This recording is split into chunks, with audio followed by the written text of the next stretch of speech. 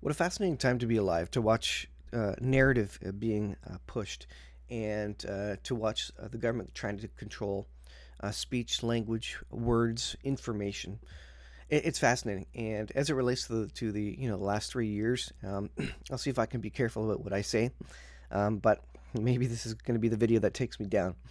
I don't know, but it's interesting nonetheless to see the progression, really, of what has happened, and and backpedaling occurring as well.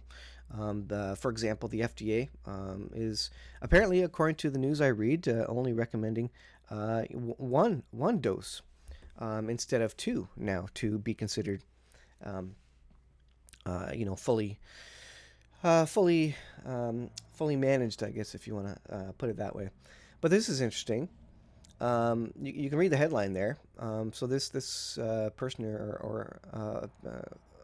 is going to sue the Biden administration over censorship, not over the you know what, but purely over censorship as it relates to the you know what, and four others as well who were significantly injured, apparently, according to this article.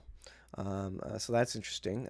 Top government officials violated the plaintiff's right to free speech and peaceful assembly when they pressured big tech companies to crack down on people sharing their experience after receiving the solution to the problem that came about. Here it is, big tech companies, and that's why I was in YouTube jail. For that exact thing. So interesting. We'll see how that happens, how that goes. But certainly in Canada, we're losing the battle of free speech of any sort, and the government is dictating what are valid. What information is valid, what is not.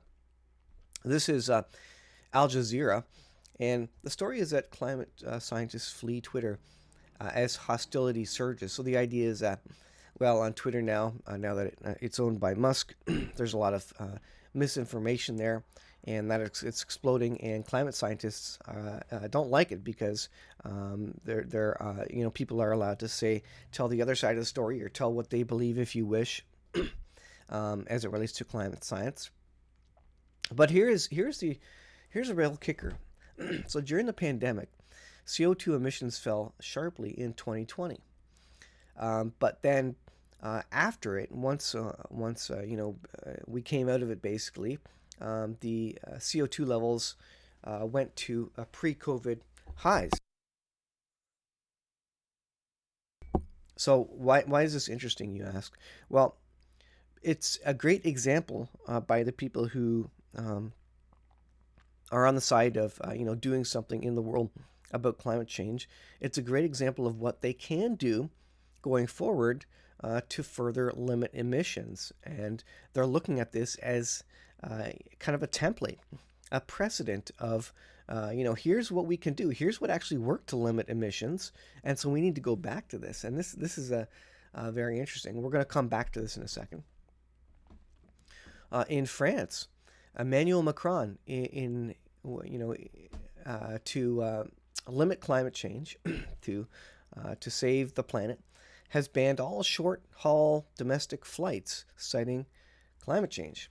So, flights that are, I think it's 2.5 hours or less, are banned now. You literally have to go and, well, maybe it's 75-minute flights. Anyways, basically the idea is if you can take a train, and it's I think it has to be the train ride that's less than 2.5 hours, then you can't take a flight. So they're banning short haul flights again in the name of lowering CO2 emissions, climate change, etc. So now instead of getting to your destination in 75 minutes on a short haul flight that you decided to pay for out of your own pocket because you have reasons to get there quicker, now you're forced to take a train ride, which can take 2.5 hours to that destination. Again, in the name of climate change, I guess. Riding a train that's run by diesel engines. Maybe they have electric trains now there. I don't know. Maybe that's what they're counting on. But short haul flights canceled. So capitalism is dead, and freedom to choose is dead now in the name of saving us all and health for us all. This is exposenews.com. Environmental Environmental advisors to German government suggest the tactics used over the last couple of years can be used to carefully restrict people's behavior. Why? Well, because it worked. Look at this. Look at this chart. Emissions fell significantly while we were all locked down. So they're suggesting that it works so well, it should be a precedent. A German government report names the, as a precedent for environmental policy. It works so well. Let's bake it into environmental policy. And, the public fell for it once and didn't do much about it. So why not use it again? It says, show that behavioral restrictions are possible, i.e., the general public won't stand up and fight about it, and can win majority support with the right messaging. Again, you frame it in the frame of an emergency, or for your own good, or for the good of the people, or you frame it in the idea of a war where we're all in this together and we need to help our fellow citizens and we're taking one for the team and all this sort of thing. This is what the narrative is going to be. This is what worked during that period, and this is what they're going to try and use again, according to this article about the German government and a report. So using this as a precedent for environmental policy, and that is certainly incoming. These people aren't stupid. They're going to use what works, and they got one by us, and I don't think the public is going to stand up for the next one either, in the face of a new, existential danger. So I expect I'll get a strike for this video. We'll see what happens. But yeah, be prepared, folks. We will be under the thumb of the global government. Now, what does the Bible say is coming? The Bible says we will be under the thumb of not only global government, but a single world ruler, an unelected world ruler, who, the public will really allow to be in place and actually give up their sovereignty, their national sovereignty for, in the name of great public and worldwide upheaval. We will be at the, maybe have just gotten through World War III. We will be in economic collapse and global famine. And the people, the citizens of the world, will give up their sovereignty. They will give up everything and pledge allegiance to the one world government, to the Antichrist figure, in the name of bringing peace to the world and feeding the world and pulling them up out of the economic collapse. This is what the Antichrist will do.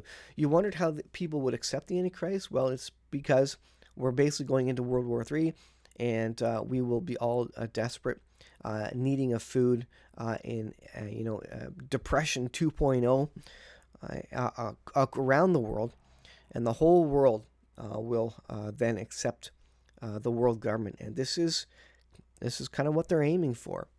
Biblically speaking, the Bible says these things are coming. Now we can see how they will come about by the things that have already happened.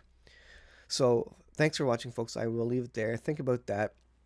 Incredible to see this transition, this story unravel and happen before our eyes, and see how control can be used in this manner for our own good. Same with the digital currency, for our own good, and that's what it's being sold as.